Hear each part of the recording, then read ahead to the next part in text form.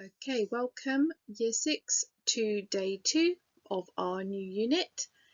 I hope you enjoyed yesterday's lesson, looking at chapter 1 and going through all of the different types of media, and I hope you enjoyed reading the first chapter of our story. So for today, you need to find chapter 2 of the story on Purple Mash and the multiple choice to do for that chapter. You need a pen, a pencil, a ruler and an exercise book. So pause the video here and go and collect those items ready for your lesson today.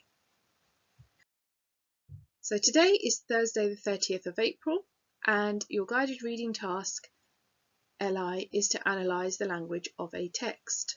So pause here and write that down at the top of your page, please. Okay, so you've all been assigned the story on Purple Mash. So your first task now is to go and read chapter 2 and complete the multiple choice questions to do for that lesson. So pause the video, go and do that task, make sure you submit it and do your best. Okay, I hope you did well on that. I did receive lots and lots of 5 out of 5s yesterday for the first chapter, so I want to see if I can add even more children to that. Now, once we have done that, we are now going to move on to our longer comprehension questions, which are on the next slide. Please just remember that your SPAG lesson is going to be during this video, so you don't need to worry about doing the SPAG on Purple Mash. Okay, so we have 5 questions and the answers can be found in chapter 2. So they're all there. You just need to read the text really clearly and make sure that you are taking your time. If it helps, read out loud or read to an adult, just so that you're very clear on all the words. And when you're done, you need to send us your work on year 6 at grange.harrow.sch.uk. So pause the video here and have a go at answering these questions. Okay, so here are the answers for that chapter. I hope you found that it was quite straightforward, and if you read it really carefully, you should have been able to find all of the answers within the text. So number 1, look at the start of the chapter, find and copy 2 of the jobs that Ethel completed. So there's actually 3 jobs that we have in the text. 1, that she raked out the fire grate. 2, she blacked and polished the hearth. And 3, she swept the carpets. Now in those days they would have had big old fireplaces that were fueled by coal or wood, and when that burnt down there'll be quite a lot of ash, so she would have to clean that out every single day. So that was one of her jobs to do. Number 2, find and copy 2 words or phrases that suggest Ethel and her mistress have a good relationship. So I found 2 sentences there, that Ethel was fond of her mistress and she had always been kind to her. So Ethel, as we figured out, is the maid to her mistress. But instead of thinking, well, actually she's her servant, they actually have a very good friendship. Number 3, these rallies are breeding grounds for discontent, Mabel rattled on. What does Mabel mean by the phrase breeding grounds? So a breeding ground is where things can reproduce or spread. And what Mabel believes is that this place where the suffragettes are meeting are a place where all this bad negative energy will spread. She doesn't believe in the message that they're trying to put across, that women have rights, and so she believes that what they're fighting for is something that is quite negative. Okay, so for her it's almost like a disease that's spreading through the group, which she's not happy about. Number 4, Ethel looked puzzled. What sort of meeting, Mum? Her mistress's face lit up. Why did Ethel's mistress's face light up? Well, because she's passionate about the meeting. She really wanted to go. It's something that she's really looking forward to. She was very excited about. And then it didn't really work out for her. She was actually locked up in a cupboard. She wasn't allowed to go. But she was actually very excited. So she still has that excitement on her face when Ethel asks her about it. Number 5, after listening to Cook's opinion of the suffragettes, Ethel didn't dare to admit her own thoughts on the matter. Why do you think that Ethel was scared to speak her mind? Well, the cook seems to be quite a dominating character, and Ethel seems quite an innocent person, and she's quite young, I think. So I think she was probably quite scared, and she probably doesn't know enough to comment on the suffragettes, even though she knows it's something that's probably quite exciting to be a part of. Okay, well, I'm hoping that you did really well on that. If you have, amazing. If you didn't, it's okay. Just put your corrections in. And please, can you send us a picture of your work, or just send us a little note to let us know how you got on our email address, which is below there on the screen, or you can send us a little message on the English blog on Purple Mash. Okay, so we're going to start our SPAG lesson now. So our SPAG today is to understand the difference between coordinating and subordinating conjunctions. We have done quite a lot of work on this prior to lockdown, so I'm really hoping that this will be just a revision for you, a bit of a recap, and I'm sure you will all remember as we go through what the difference is. So the two main types of conjunctions are subordinating and coordinating conjunctions. And a coordinating conjunction is one that joins two main clauses together. So if we look at the example, I'm a vegetarian, so I don't eat meat. As you can see, there are two main clauses. I'm a vegetarian, I don't eat meat. Those are two main clauses. They make sense on their own as standalone sentences. We're joining them together using the coordinating conjunction so, and that makes it into a longer sentence, and it will up-level our work. So if you remember, the coordinating conjunctions can be remembered by using fanboys.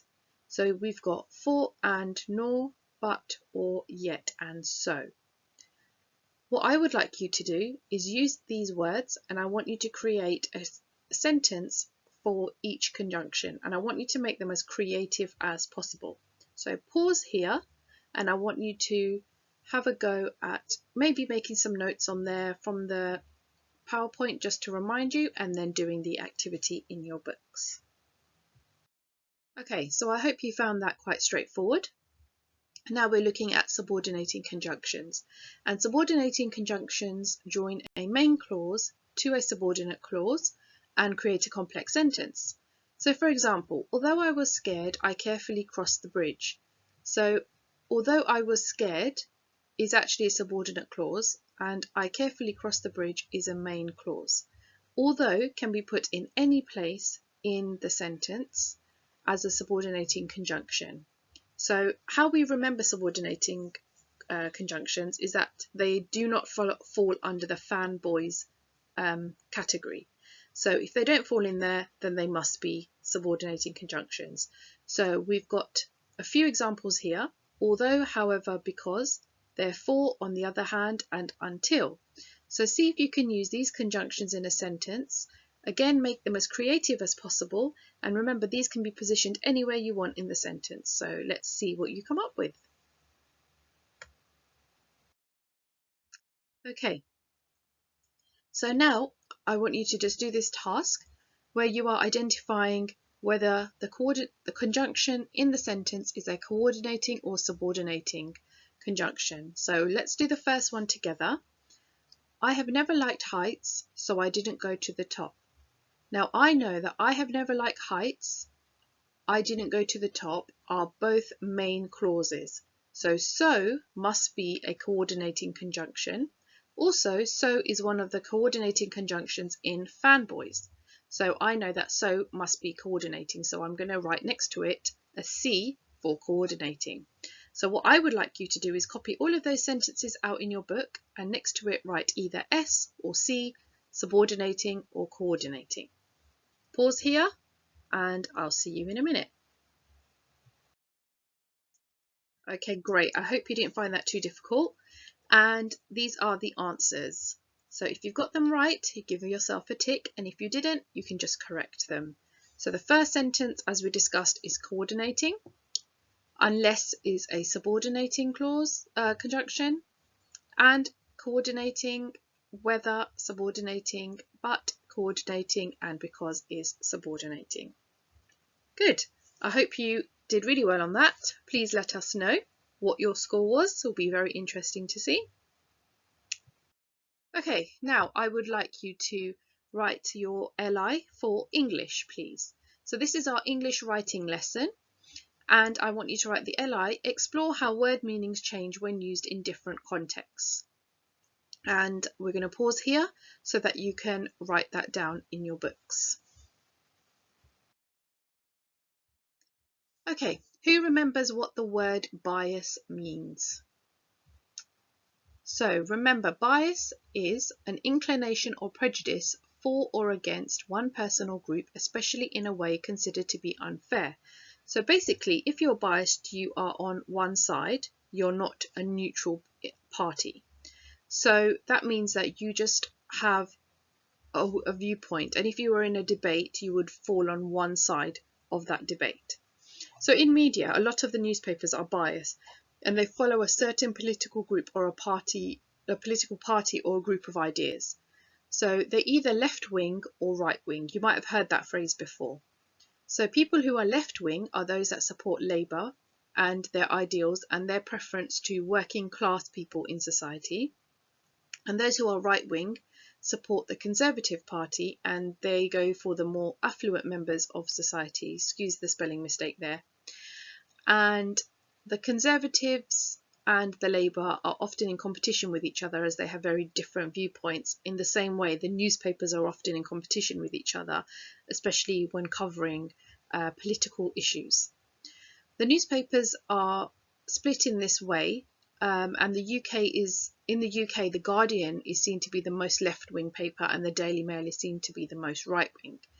So if you can have a look at that link below, you might not be able to click it straight from the PowerPoint, but you can type that into your Google and you will find this article about bias in the press, and it is a really good article. It actually talks about the different newspapers and the different viewpoints they take, and it will give you some extra knowledge about bias. So pause here, type that into your Google search engine and have a go at reading that. Okay, so now we're going to move on to our task for today. I want you to read 2 articles below. They're both about the same football match, but they're both written very differently. And they both show bias towards a certain team. So we're going to read through Article 1 and Article 2, and then you will think about, while I'm reading it, which team you think it's more biased towards. Which team is it more in favour of? So Article 1, Tottenham Hotspur 4-0 Bolton Wanderers. Wonderful Tottenham are triumphantly through to the 5th round of the magical FA Cup after thrashing the clueless Bolton with ease. Their scorching first goal came from the magnificent Darren Anderton, who took a penalty after an outrageous foul by the awful Mike Whitlow. Other goals were from the graceful Stefan Everson after just 35 minutes, and Matthew Etherington added to the party atmosphere after 56 minutes. This was followed by a hilarious own goal from Bolton's Anthony Barnes after 72 minutes. Article 2. Tottenham Hotspur 4, Bolton Wanderers 0. Tottenham have scraped through to the 5th round of the pointless FA Cup after being very lucky against Bolton. Their fortunate first goal came from Darren Anderton, who took a greedy penalty after supposedly being fouled by the courageous Mike Whitlow. Other lucky goals were from the terrible Stefan Everson after 35 minutes, and Matthew Etherington managed to score somehow after 56 minutes. This was followed by an unfortunate own goal from Bolton's usually magnificent Anthony Barnes after 72 minutes. So, have a think. Which team do you think the author of Article A supports out of Tottenham and Bolton? And Article 2, which team do you think the writer supports? It's very clear, and you can tell from the adjectives that are used which team they actually do follow. Now, in your books, I want you to answer the following questions. Number 1, who is the writer supporting in each article, Bolton Wanderers or Tottenham Hotspur? Number 2, can you pick 3 adjectives from Article 1 that show clear bias towards one team? And can you pick 3 adjectives from Article 2 that show clear bias towards one team? Which article would you believe and why? And for your extension task, I want you to find 2 articles about COVID-19 on 2 different news websites, and I want you to compare the bias.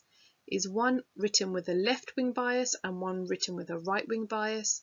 How can you tell that there are two differing opinions? Right, so I want you to pause here. I want you to have a go at the task. I'm not going to give you the answers for this because I want you to email it to us or send us information on the Purple Mash log so that we can mark your work and see how you're getting on. We look forward to receiving your work, and I look forward to seeing lots and lots of messages on the blog about our lessons. See you soon.